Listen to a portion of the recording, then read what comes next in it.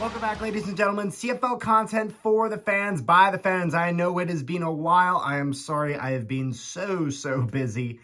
And yeah, so there's been a lot of signings that have happened both before free agency started and now once free agency started. So despite the fact that I put free agency on this video title, I believe, this is going to be I'm going to be doing this for each team. And it's going to be kind of more just kind of covering where they're at. A little bit of an update on that and include the free agency signings with that.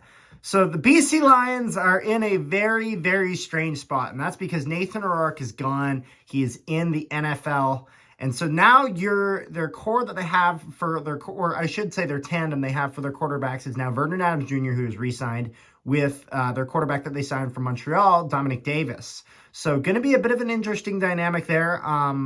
You know, I think Vernon Adams Jr. is a quarterback who can succeed as a number one.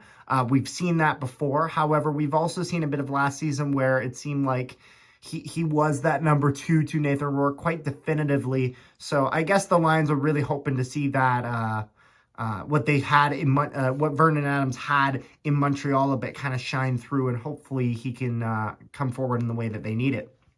Although they're going to get some support on the back end, so they'll lose James Butler. However, they are getting Antonio Williams, who's actually coming from the Buffalo Bills of the NFL. So having a former NFL player coming in is going to help with the Lions. And then Brian Burnham has retired, so that is definitely going to hurt the receiving core. However, one of the things I was talking about that they had a little bit of an issue with last season was that offensive line. They're going to bolster that with Michael Couture from the Winnipeg Blue Bombers, yours truly. Dominic Rhymes re-signed. So a lot of pieces kind of moving in and out, or I shouldn't say a lot of pieces moving out, a few key pieces moving in and out, whether that's retirement or moving on to future endeavors in the NFL. And someone coming down from the NFL, actually. So a bit of an interesting situation here for the Lions. I don't know exactly. You know, I guess Rourke going to the NFL was basically guaranteed. However, it wasn't guaranteed that it would happen this season. So a little bit unfortunate for the Lions there. I think they were really hoping they'd have him around for one more year, possibly go on that Grey Cup run that they were looking for. I think it's possible that Rourke can end up back with the Lions possibly after maybe a year or two. Who knows? It really depends on how that goes in the NFL, and that's really touchy. Sometimes you'll have guys and go in the CFL and they'll perform excellent. They'll go to the NFL and then it just doesn't click the same way.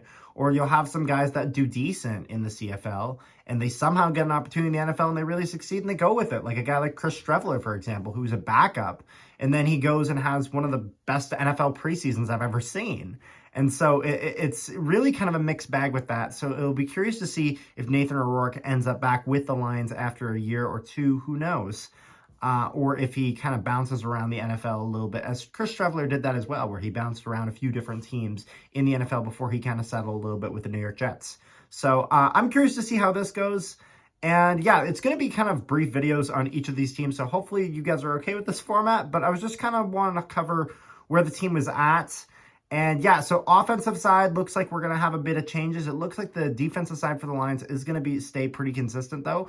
Defense for the Lions was decently solid at times. So I think that generally them not having exactly a lot of movement is actually probably a good thing.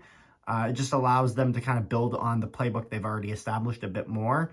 And so that way they can kind of throw some more twists on whatever offense they get their way. So yeah, I hope you guys enjoyed this video. And yeah, make sure you guys like, share, and subscribe if you haven't already. And take care until next time.